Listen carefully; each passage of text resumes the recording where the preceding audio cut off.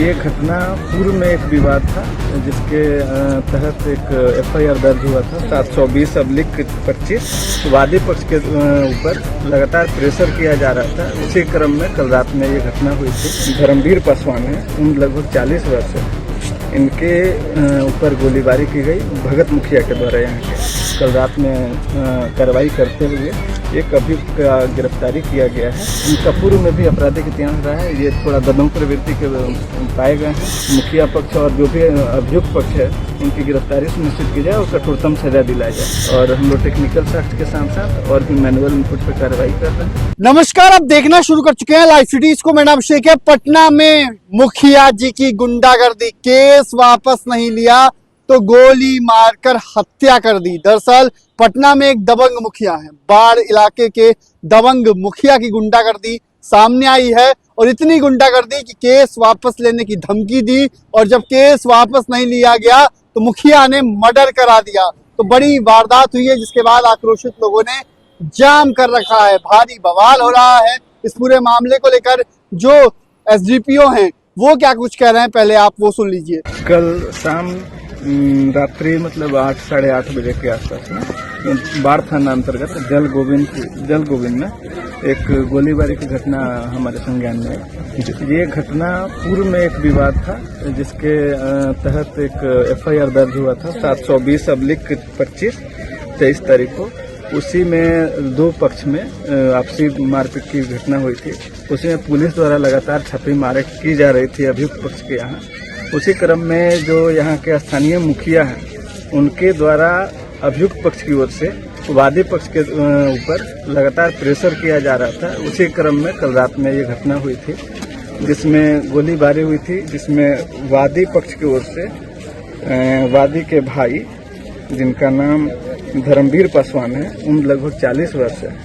इनके ऊपर गोलीबारी की गई भगत मुखिया के द्वारा यहाँ के। और इस क्रम में उनकी प्राथमिक यहाँ इलाज कराई गई। फिर आगे जब डॉक्टर इलाज के लिए गए थे तो वहाँ डॉक्टर द्वारा नियंत्रित घोषित किया गया। उसके पश्चात हम लोग की तरफ से कल रात में कार्रवाई करते हुए एक अभियुक्त का गिरफ्तारी किया गया है, जिनका नाम जो 720/25 केस था उसमें एक अभियुक्त हैं शुभम कुमार की गिरफ्तारी हुई है। अन्य लगातार छापेमारी की जा रही है और भी कार्रवाई की गई है। साथ में जो मुखिया हैं उनके ऊपर हम लोग विशेष रूप से कार्रवाई छापेमारी कर रहे हैं। अन्य भी कई जगह से सूत्रों से पता चला है। बाढ़ थाना के बाहर भी इसको लेके छापेमारी की गई है कल रात्रि में भी। और इसके लेके हम लोग जल्द ही इसमें जो अभियुक्त हैं जो भी हैं उनको हम लोग कार्रवाई करते हुए उनको गिरफ्तार करके आगे कानूनी करते। आरोपी का सर कोई आपराधिक इतिहास भी रहा है?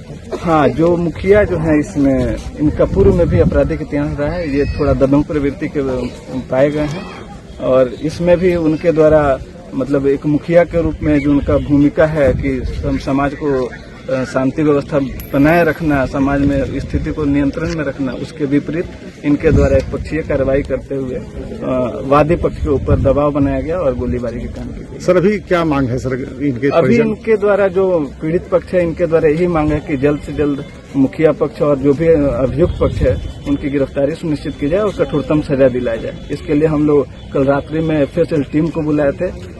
सभी साक्ष्य हम लोग जो वहाँ से लिए जा सकते थे, ब्लड सैंपल और वहाँ पे कारतूस भी हम लोग को खोखा बरामद हुआ, वो सारी चीजें हम लोग कलेक्ट कर लिए। कितने खोखा वहाँ से बरामद? वहाँ से खोखा लगभग 6 बरामद हुए हैं। एक मिसफायर भी था।